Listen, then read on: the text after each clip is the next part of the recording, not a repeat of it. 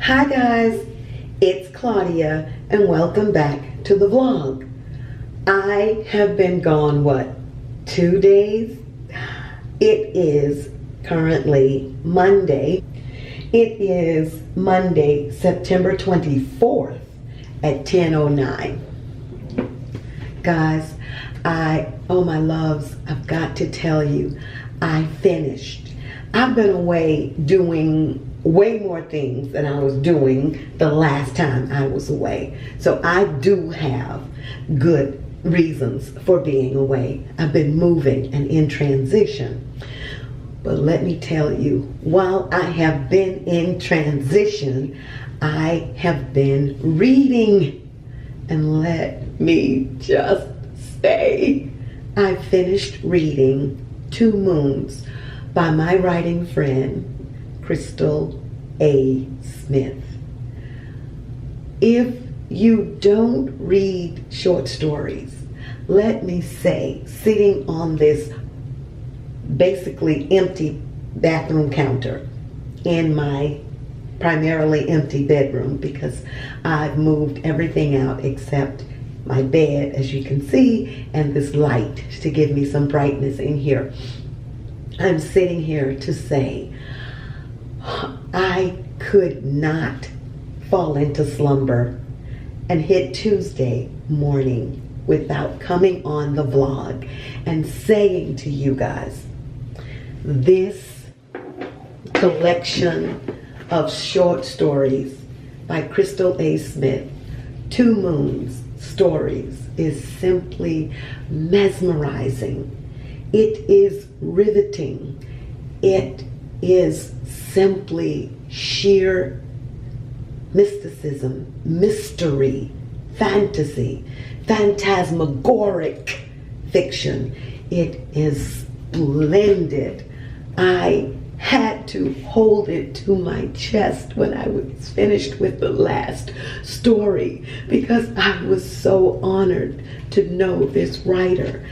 I am so honored to be a writer and to be on the receiving end of the gift of writing. Oh my gosh.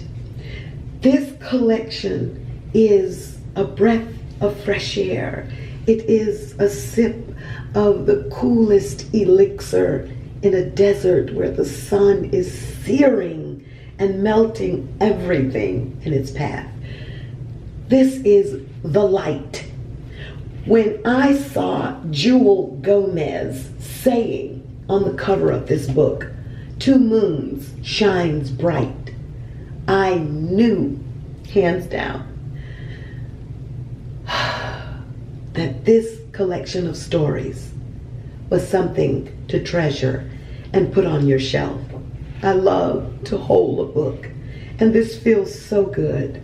And it is just the right, my heart is beating. Be still, my beating heart. This is just the right amount of stories to fill you and whet your appetite for reading and continuing to read and finishing up and wanting more. This would be 2, 4, 6, 8, 10, 11, 12, 13, 14 stories. 14 stories of the most imaginative fiction, beautifully drawn characters. This is truly Black girl magic, as this Susanna Morris says, the co-editor of the Sycorax's Daughter and the Crunk Feminist Collection. Morris says this is definitely Black girl magic, guys. Black girl magic, this is, and so much more. So much more. It is Black goddess magic. It is magic, period. It is goddess level fiction, period. The stories took me to places that I hadn't been. I don't want this vlog to go on and on, because I want you to know well, hell, we don't care. It can go on and on. somebody is going to watch it, because I've got to pour my passion out for this book. This book took me so many different places. It took me to space. I'm watching Black women soar in space and be high-level grade A stars and patrol stars patrolling space and going to check on kids who are firing off illegal fireworks and dealing with star hunters and creatures who morph from human form to monster form and want to eat stars. Oh my God, Esme. I loved Esme as a character because Esme wanted to be loved, and she wanted her mother to love her and feel good about her, but yet she didn't know that until she was on the way out, that she was a hero, a heroine, that she was helping to save her community, that she knew the things that she had to study on her star exams and would always get them wrong on her galaxy exams, but yet she remembered how to save another star by fuming inside with this purple swirling gas. Oh my God. Crystal's mind was ripe with the fleshing out of believable, unimaginable fiction. While you're reading these stories, you know that it is fantasy. But when you read it and slip into Crystal's world in these stories, you are snatched up out of yourself. And you believe what these characters are going through. You, in the last story, Demetria's nature, it made me think about Demeter. Oh my gosh, the goddess. Demeter was the goddess of nature. Oh my God, I love the way Crystal weaved different elements of literature and her own fertile imagination and mythology and other books to create these stories out of nothing. It was amazing. At the end, well, let me just say the whole book was structured just amazingly well. The whole book. The book is a book by the BLF Press, and I am so honored to know the women of the BLF Press. This work of speculative fiction is beautifully situated, a job extremely well done. BLF Press, I am so proud of you for bringing this book out. It is truly a classic. It opens with the story Search, where you are being taken to a place and you have to be brave enough to get there. And that's, we're going to be taken as a reader. You're going to be taken, like I was taken, to various places in Crystal's imagination with this slim yet pithy volume of short stories. Because in this search, you're traveling, just like you would be traveling when you read this book. And the first paragraph of Search says, travel to the desert town of Orco. Go 7 miles past Gladys's roadside ice cream stand. Find the blooming willow acacia tree in the middle field, in the empty field where long wild grasses grow. You'll know it by the silvery blue leaves tipped up toward the sky, drinking in the plum moon. One of its wispy branches points out into the darkness, a gnarly finger your guide. Oh my goodness, 2 moons shivers and shimmers and shakes with the whole imagery and the beauty of the moon, even down to a character named Luna. Oh my goodness, the moon and light and women loving women and just the richness of goddesses and rebirths and animals and morphing into different characters and animals and back to humans. All are themes throughout this work, and it is poetry in prose. And the two marry to create a writer who can produce this work.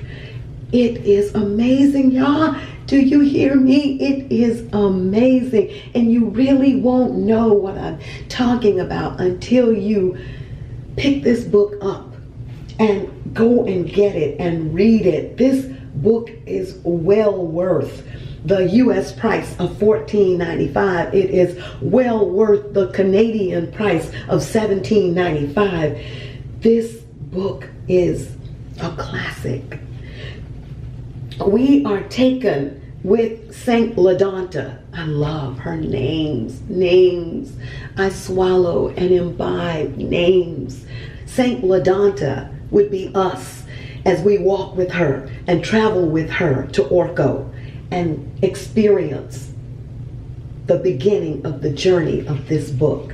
And then we're taken to various places, from land to the moon and back. And then at the end, we come up with a battle in the skies and on earth, with women battling for the light and goodness and rebirth and revival and victory. It is amazing. Brave women standing up through it all in these different ways. Truly Black girl magic, Black woman magic. The last story, Demetria's Nature, is amazing. I wasn't ready. Y'all hear me? I was not ready. When Demetria goes in the bathroom and she's trying to pluck a hair from the middle of her breasts, and the hair becomes animated.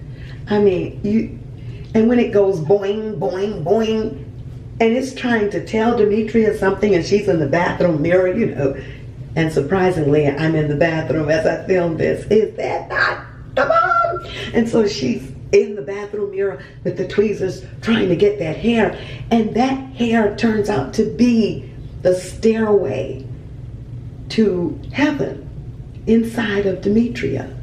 And Demetria uses her breasts as the kind of like the gateway to heaven, and she parts them eventually, and all of this opens up to create leaves and wind and voices and magic and flowers and nature. Demetria's nature. The title nature comes out of Demetria's, and she's the chosen one, and she's a goddess. And her aunt Sarah in the Bible, oh my God, and her aunt Sarah is outside the bathroom wondering what's going on, and she's thinking Demetria is the one. She might be the one. And Demetria parts her breasts and everything comes out. And Demetria, a bird even comes out and nestles in her hair. Oh my goodness. And then when it's all over, the hair is boinging and it's trying to tell Demetria something. And Demetria moves her breasts together in that area with a golden hue, closes. And oh my God, it was beautiful. I should be screaming, oh my God, oh my God. That story was amazing. And then Aunt Sarah and then when Demetria opens the door, all of her nature, flowers, wind, water, it comes seeping out. And Aunt Sarah says, I knew it. And she bows to Demetria because Demetria is a goddess. Oh my goodness. I loved how KRYSTAL had the whole notion of goddesses and women who love women throughout the book. Oh my God. It was, oh my goddess. It was so beautiful. And the characters, and Mina and Zia, the names were mesmerizing. I love intoxicating names. It was pure magic. Truly. give me the words to tell you guys how beautiful this work is. Give me the words. Oh my goodness. The situations. Okay. So let me just say, I loved all the stories, all of them. But I would say, let me see. If pressed to give one story, just one, that I would have to say is my favorite story out of the collection, I will go with, oh my God, I'm not just taking one, I'm taking two. I'm going to go with my first one being the blue, oh my God, Blue Moon? Feeling Blue. I would have to say that one would be my top story in the collection. I simply loved the way, let's go back and get her name. Oh my God, Feeling Blue. I love the way the character is walking down the street. Oh my God, I'm gonna have to go with three stories. Feeling Blue, 121. I loved the way Claire is just coming home. She's walking down the street. She's stopped off. Claire stepped off the bus at 3rd and Walsh. I went to Walsh Elementary School in Waterbury, Connecticut. She was 1 block away from her apartment and beyond ready to be home. Almost home. And my goodness, a sign. A beautiful woman with blue hair on a sign, a billboard started speaking to Claire. And she was the one who let Claire know that she had stepped away from her art through Claire's feet being so tired that her designer shoes were biting her toes, and she stopped to just, the blue lady on the sign stopped to talk to her, to talk to Claire, and engaged her in a conversation about her art and her abandoned art. That was amazing. The sign has a conversation with her, and the beautiful blue woman on the sign gets Claire to take a notebook back to her lover that she has walked away from and really didn't fight for her. And the sign, Lainey. Oh my goodness, I love Lainey. And I love Claire, but Claire is returned to Lainey through the sign talking to her, and in turn also she's returned to her art.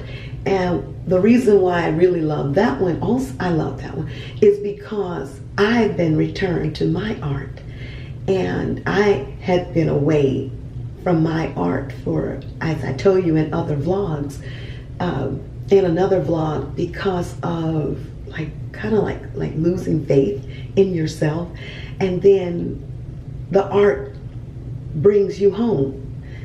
Through some way, spirit brings you home back to the art, and it's amazing. And that's why I love Feeling Blue, because when you lose yourself and your connection to your art, well, I didn't really lose my connection, I just stopped writing, but still I was feeling blue that I wasn't writing. My poor little phone has been catching it, but it just fell off the counter as I was trying to get rid of that little gnat. And I love that story. It was symbolic and figuratively astoundingly well done. Oh my gosh. And if my second story that I will choose is the story about oh my gosh, What the Heart Wants. Oh, What the Heart Wants was that one was just 62. That was sheer fantasy at its finest, as was the whole collection. Am I pathetic here trying to describe this book? The character is Saachi, Sashi. For the sake of the time here, I'm going to say Sashi. I loved her name, and she is rejected, and I love her because if we're living, we're going to be rejected at some time or another. And she's rejected, and she feels like, oh, I can't go through this again. Oh my gosh. All of my lovers walk out. But she doesn't realize that she is so neurotic when it comes to loving a person. She can't love, she finds it difficult to love another woman easily, to let their love flow out of them learning one another and being together. So she presses her lovers about, I want a baby, all of my friends have babies, I want a family, I want to be married, I want this, I want that. And eventually her lover is like, I'm not ready, I'm not there yet. Yeah, but we've known each other. Sashi says, we've known each other for a certain amount of time. I want to cook for you. I want to do this for you. And why can't you be here at the same point with me? And eventually the lover leaves. So Sashi decides it must be because I'm unlovable. Do you hear me? It must be because I'm unlovable. So she reaches into her chest and pulls out her heart, because she doesn't want to love again. Why? This heart is hurting her, and it's broken, and it's sick, and oh, she just pulls it out. Oh my God. Oh my goodness. The heart has a name. It is a male character. The heart's name is Hudson. And he lovingly let Sashi see that she is lovable because of all the wonderful things she does for Hudson, her heart. Oh my goodness, and her heart is trying to stay with her, and she wants to have her heart pack up and go away. Oh my gosh, that is just pure magical poetry. It's just simply amazing, guys. It is amazing. I loved it. I loved it. And let me see. I want to share a part of that one with you guys. Oh goodness. The theme throughout that story is you are loved. The theme of that story is you are loved. You are enough. You are beautiful. The reader, you are smart and worthy of kindness and love. So you've got to trust in your heart. Oh, you got to follow your heart, because when things happen, they happen. It's like a smoke screen, and smoke on the screen changes and shifts, but you have to believe in yourself that what you want is coming, and your heart knows it. It's like saying, trust your heart. Oh, it was so beautiful. I love that story. Oh goodness. And my third one, so what? I have three. I will take the third one, was Life Cycle. And in this story, Life Cycle, Kalita is a character and Celia is a character. And oh my goodness, Kalita has made a deal with death to have Celia with her always, because Celia dies and leaves her. And Kalita was like, I have to make this deal with death, because I can't have Celia. I can't have her away from me. And Celia is like at peace with her dying. She's like, it's okay. But Kalita presses her and presses her until she makes this deal. And the deal is Celia has to keep coming back so that Kalita can be with her. But Kalita has to be mindful of being open to where she is, because Celia is now coming back as a newborn. She's a baby, and she recognizes Kalita. Kalita recognizes her, but she has to always fight to let Kalita know, I'm Celia. And they're renaming her to people she's born to, of course. Duh, that she's born to these people. And her parents are like, we're going to call this baby Jasmine. And Celia's like, no, my name is Celia. My name is Celia. So Kalita is like an angel of death. And her job is to go around and get souls and take them to the afterworld. Or I'm saying afterworld. But oh my gosh, the stories are chillingly beautiful. And I got to tell you about the concept of the goddess, because a goddess comes through another woman and is born. Like Jesus was born through a woman and is our Savior. Like Jesus came here through Mary, but Jesus was a spirit, the Son of God, born here. And we're spirits born into this world. Oh my God, a goddess was born, Ganji, I believe, was born to, oh my God, what's the character's name?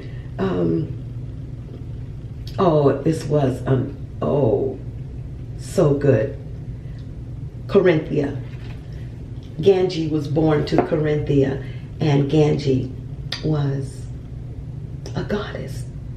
The whole concept of a goddess choosing a woman to come through, to be born. Oh my goodness. Crystal A. Smith, I am so proud of you. So proud of you. You did that. And I look to see powerful, wonderful, life-altering changes, life-altering collections, novels, poems, and stories from you. You are worthy. Oh my goodness. And to end this vlog with this review of Two Moons, and I hope I gave you enough to let you know how simply tender and awesome and intelligent and sharp and outside of time and inside of time it was. You must, or it is, you must treat yourself to Two Moons. Treat yourself. Go and buy it. Support an artist. You will love it. Love it. If you've never read a book with lesbians as main characters, treat yourself. Do it. It is more than who a person loves. It is life elevated in lessons, in stories. Artists truly capture the essence of living. You can see yourself in these stories no matter who you love. This is a work to put on your shelves and on your coffee table. So Crystal, thank you so much for your words in the beginning of the collection. And girl, I didn't read them until now. So let me share them with the vlog. Dearest Claudia, I am so glad we're on this writing journey together. You are so admired. Keep sharing your talents. Oh my God. Thank you, Crystal. Thank you so much. Oh, thank you so much. This is an elixir back to you. Drink it and find your way to Orco. Find your way to the stars. Find your way to the heavens to be whoever you are and create whatever you create. Thank you, Crystal A. Smith. Thank you so much. And thank you guys for watching this vlog, for being here with me. I love you, I love you, I love you. Love you, love you, love you. Besitos y abracitos a todo el mundo esta noche hermosa. Kisses and hugs to everybody on this beautiful night. Bye.